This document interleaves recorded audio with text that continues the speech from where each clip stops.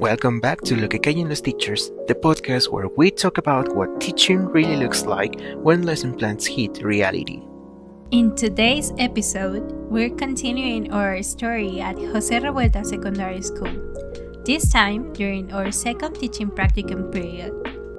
This round felt very different, more freedom, more pressure, and way more responsibility. Yes, you're right. So today, instead of mixing our stories, we're each going to talk about our own experiences, but in conversation, because that's how we lived it. So, come sit with us for a bit, grab a coffee, get comfy, and let's get into it. Okay, Marco, you had more time alone with your groups this time. How did that change things for you? A lot, actually. From the very first week, I felt more confident because we already knew how each group behaved. That helped me plan more realistically what might work, what probably wouldn't, and where I'd need to adjust on the spot. So you weren't guessing anymore. Exactly. And since we divided the classes to intervene for a full hour, I really got to experience teaching secondary students on my own. That was both exciting and intimidating. Well, and which groups stood out the most for you? Definitely third grade, groups A and B. Group A was very participative. Instead of demanding work, I focused on inviting them to participate by offering help. I walked around, clarified instructions individually, and supporting them while they worked. And that changed the outcome, right? It did. Most students finished their activities on time, and they didn't even need to take work home. But somehow Group B was different. Yeah, in Group B, there were about 3 students who really struggled. If they weren't pressured, they just wouldn't work. I applied the same support strategy, and while it didn't magically fix everything, I did encourage them to at least try. Well, and then came the second week. Yeah, and that's when I noticed another reality. Extracurricular activities. They affected attendance, energy, and progress way more than I expected. Oh, and I remember you also had that moment with AI. I did.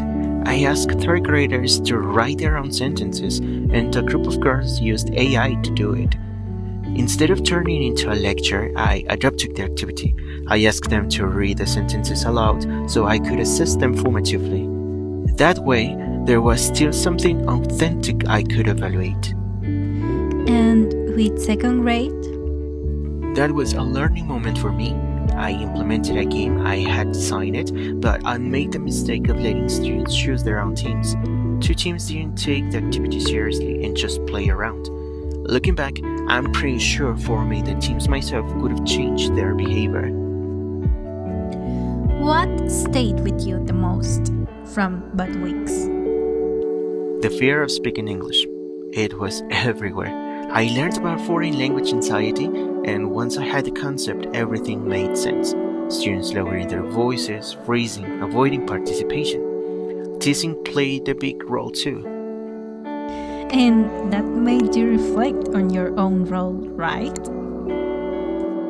Yes, I realized that constant evaluation can also create stress. That's why I started looking into humanistic approaches like community language learning or TPR, methods that reduce anxiety instead of increasing it.